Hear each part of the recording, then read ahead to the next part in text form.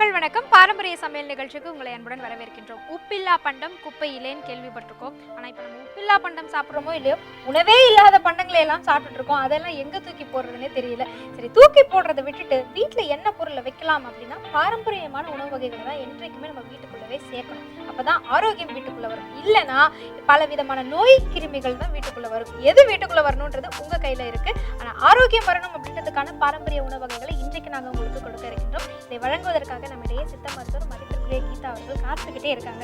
வணக்கம்மா. வணக்கம்மா. சரி, நம்ம பாரம்பரியமான உணவு வகைகளை இன்னைக்கு பேசாம கெட்ட 2 உணவு வகைகளை செஞ்சு அவங்கள சாப்பிட வச்சு பேச வச்சிடலாமா? வைக்கலாம். அப்ப வைக்கணும்னா அதுக்கு முதல்ல என்ன வலுவான உணவு கொடுக்க போறீங்க?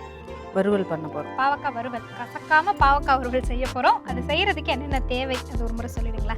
பாவக்காய், தக்காளி, வெங்காயம், இஞ்சி, பூண்டு, கடுகு, மிளகாய்த்தூள், மஞ்சள் தூள், பெருங்காயத்தூள், உடைத்த கடலை, உப்பு, எண்ணெய், அவ்வளவுதான். இப்போ நான் பாயாசம் சாப்பிடும்போது அப்படி சாப்பிட்டு சிரிச்சேன். அதே சிரிப்பு இப்போ இந்த பாவக்காய் சாப்பிடும்போதும் இருக்கணும். சரிங்களா? சரி, இப்போ நம்ம செய்யறதுக்கு ஆரம்பிச்சிடலாம். முதல்ல என்ன பண்ண போறோம்? இப்போ வானலியை அடுப்பில் வச்சுட்டு தேவையான எண்ணெயை விடுறோம். எண்ணெயை விட்டாச்சு. இப்போ நல்லா காஞ்சி வரணும். எண்ணெய் நல்லா காஞ்சி வந்த பிறகு தேவையான கடுகு போடுறோம். பாவக்காவை இந்த மாதிரி வட்டமா அப்படியே அரிஞ்சு எடுத்துக்கணும். இப்போ இது நடுவில் இதெல்லாம் வரும் இல்லைங்களா, கொட்டை வரும் இல்லையா, அந்த விதையெல்லாம் போடலாம் அல்லது நீக்கிடலாம். இதுல இருக்கிற விதையெல்லாம் வேணும்னாலும் போட்டுக்கலாம், இல்லைன்னா நீக்கவும் செஞ்சிடலாம். சரி, இப்போ நம்ம பாவக்காவை எதுலையுமே ஊற வைக்கல, எதுவுமே பண்ணல, ஒன்றும் பண்ணல. ஆனா அந்த கசப்பு தன்மை வரக்கூடாது. பாப்போம். கடுகு இப்போ கடுகு பொரிய போகுது. கடுகு பொரிஞ்ச உடனே ஒரு துளி பெருங்காயம் சேர்க்கிறோம். பெருங்காயமும் சேர்த்தாச்சு. இஞ்சி பூண்டு விழுது. இஞ்சி பூண்டு நம்ம அரைச்சு வச்சிருக்கோம். போதுமா? போதும்.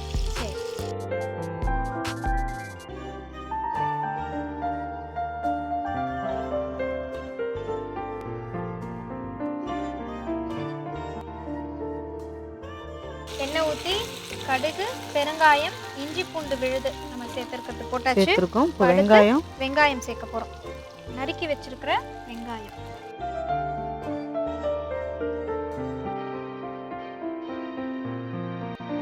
அதோடய தக்காளியும் சேர்க்கிறோம்.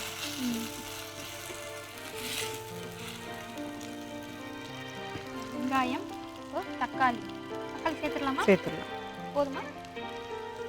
தக்காளியும் சேர்த்துட்டு நாம் ஏற்கனவே சமையல் செய்யும் போதெல்லாம் அந்த குறிப்பை சொல்லிட்டு வரோம். தக்காளி வெங்காயம் சேர்க்கும் போதே அந்த சமையலுக்கு உண்டான தேவையான உப்பு நாம சேர்த்துட்டா தக்காளி நல்லா வதங்கி வெங்காயமும் நல்லா வதங்கி வந்துடும். சீக்கிரமாவும் வதங்கிடும். அதை நாம தூரம் எடுத்து கூழ் மாதிரி நல்லா வதங்கி வந்துடும். பாவக்காயில வேற என்னென்னலாம் செய்யலாம்? பாவக்காயில வறுவல் இப்போ பண்ணுறோம். இதை எண்ணெயிலையும் பொரிக்கலாம். ஆனால் எண்ணெய் போட்டு பொரிச்சா பெரியவங்களுக்கும் அதெல்லாம் ஒத்து வராது அப்படின்றதுக்காக நாம் வறுவலாக பண்ணுறோம். இன்னும் பாவக்காயில் நிறைய சாம்பார் கூட செய்யலாம். சாம்பாரெல்லாம் செய்யலாம். என்ன வேணாலும் பாவக்காயில் விதவிதமாக சமைக்கலாம். ஆனால் அந்த பாவக்காயில் கசப்புத்தன்மை இருக்குது. அதனால் வேண்டி சர்க்கரை வியாதிக்காரவங்களுக்கு மிகவும் நல்லது. இது கண்டிப்பாக அறுசுவையில் ஒரு சுவைன்றதை சாப்பிட்றதே இல்லை அந்த கசப்பு தன்மைக்காக. அதனால் கண்டிப்பாக சாப்பிடணும் அப்படின்னு வலியுறுத்துறதுக்காக கசப்பு தன்மை இல்லாமல் எப்படி செய்யலான்றதுக்காக நாம் இன்றைக்கி இந்த பாவக்காய் வறுவலை செஞ்சுட்ருக்கோம். வயிற்றுல பூச்சி இதெல்லாம் குழந்தைகள் அதுக்கும் சாப்பிடலாம். கண்டிப்பாக சாப்பிடலாம். பாவக்காய் ஒரு சிலருக்கு சேராது அப்படின்ற மாதிரி ஏதாவது இருக்கா? அப்படி இல்லை. சித்த மருத்துவத்தில் சில முக்கிய மருந்துகள் சாப்பிடும்போது பாகற்காயை சாப்பிட மாட்டாங்க. மற்றபடி மருந்துகள் உண்ணாத நிலையில எல்லாருமே பாவக்காய் கண்டிப்பா சாப்பிடலாம்.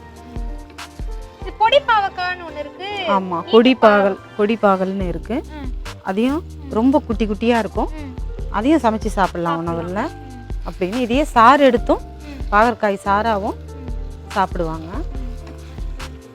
நாம் கசப்புத்தன்மை இல்லாமல் குழந்தைகளுக்காக இந்த முறையை கையாண்டா கண்டிப்பாக சாப்பிடுவாங்க அப்படின்ட்டு. இப்போ பாகற்காயை போடுங்க. இங்கே வந்துருச்சு.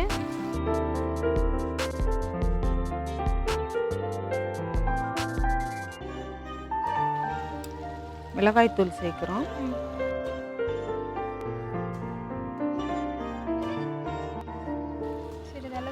சிறிதளவு மஞ்சள் தூள். ஏற்கனவே நாம் உப்பு சேர்த்துட்டோம், அதனால் மிளகாய்த்தூள் மஞ்சள் தூள் சேர்த்து வேண்டிய தண்ணீர் சேர்க்க போகிறோம். இன்னும் இந்த தண்ணி சேர்த்துக்கலாமா? இன்னும் காரம் வேணும்னா நம்ம வந்து மிளகுத்தூள் கூட சேர்த்துக்கலாம் இல்லையா? ஆமாம், சேர்த்துக்கலாம். வேணும்னா சேர்த்துக்கலாம். அப்போ வந்து மிளகாய்த்தூளை வந்து அதிகப்படுத்தக்கூடாது, குறைச்சிக்கிட்டு மிளகுத்தூளை சேர்க்கலாம். தண்ணீர் வந்து நமக்கு தேவைப்படுது.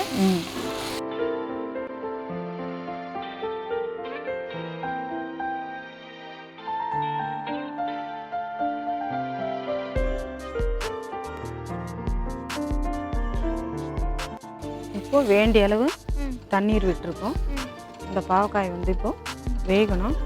பாகற்காய் வெந்த உடனே அந்த பச்சை வாசனை சொல்லுவாங்க, அந்த பச்சை வாடையெல்லாம் போகிற அளவுக்கும் நாம வேகணும்.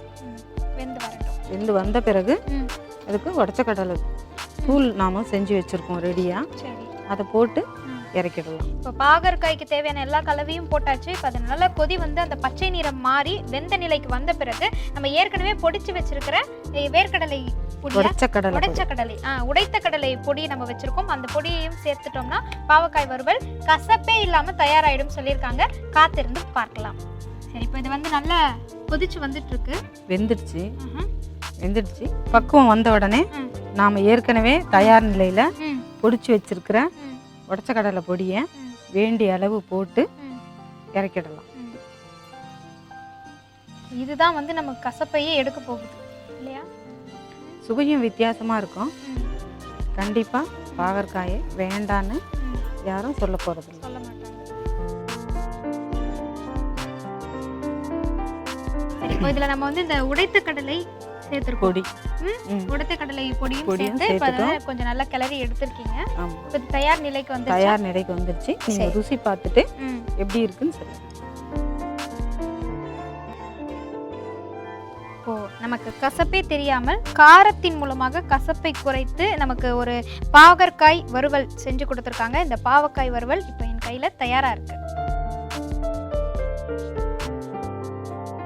இந்த பாகற்காய் வறுவலை நான் கொஞ்சம் ருசி பார்க்க போறேன். இதுல கசப்பு இருக்கா அப்படின்றது இப்ப தெரிஞ்சிட போகுது.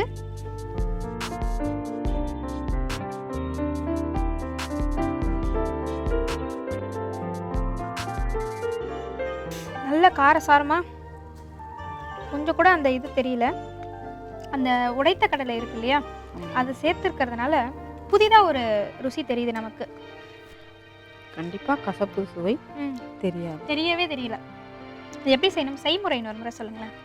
பாகற்காயை துண்டுகளாக செஞ்சு வச்சுக்கணும். வெங்காயம் தக்காளி பொடி நறுக்கி வச்சிடணும். அதுக்கப்புறமா பச்சை கடலையை பொடி பண்ணி வச்சிடணும். இஞ்சி பூண்டு விழுது ரெடி பண்ணிக்கணும். ஒரு வானலியை வச்சு எண்ணெய் விட்டு கடுகு போட்டு பொரிஞ்ச உடனே பெருங்காயத்தை போட்டு இஞ்சி பூண்டு விழுதை போட்டு அதையும் வதக்கி வெங்காயம் தக்காளி வதக்கும் போதே உப்பு போட்டு மிளகாய்த்தூள் மஞ்சள் தூள் போட்டு தேவைன்னா காரத்தை குறைச்சி மிளகுத்தூளை சேர்க்கலாம். பாகற்காயை போட்டு தண்ணியை விட்டு வேக விடணும். வெந்து முடிஞ்சு பதம் வரும்போது உடச்ச கடலை பொடியை தூவிட்டு இறக்கிட வேண்டியதான். சுவையான கசப்பே தெரியாமல் பாகற்காய் வறுவல் நமக்கு தயாரா இருக்கும்.